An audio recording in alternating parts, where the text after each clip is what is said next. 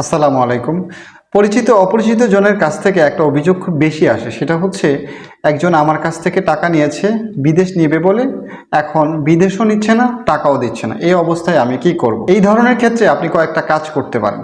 প্রথমত, যদি আপনি এই লেনদেনের ক্ষেত্রে কোনো দালিলিক প্রমাণ থাকে, যেটা সহজ বাংলায় বলে কোনো তথ্য প্রমাণ থাকে, যেমন আপনি যদি ব্যাংকের মাধ্যমে লেনদেন করে থাকেন বা কোনো চেকের মাধ্যমে করে থাকেন বা কোনো স্টাম্পের মাধ্যমে করে থাকেন, তাহলে এই লেনদেনটা যে জায়গায় সংগঠিত হয়েছে, মনে করেন ঢাকার কোথাও বসে আপনি লেনদেনটা করেছেন, তাহলে যেই থানার আন্ডারে বসে আপনি লেনদেনটা করেছেন সেই থানায় গিয়ে আপনি প্যানাল কোডের 420 এবং 406 ধারায় সংশ্লিষ্ট ব্যক্তির নামে একটা মামলা দায়ের করতে পারেন, কিংবা চাইলে এই মামলাটা আপনি কোর্টেও করতে পারেন। সেক্ষেত্রে কোর্টে গিয়ে একজন বিজ্ঞ কৌশলী বা একজন আইনজীবীর সহায়তাও নিতে পারেন। আইনজীবীর কাছে সকল তথ্য প্রমাণ সহকারে তাকে দিতে পারেন এবং তার বিরুদ্ধে কোর্টে মামলা করতে পারেন। এই ক্ষেত্রে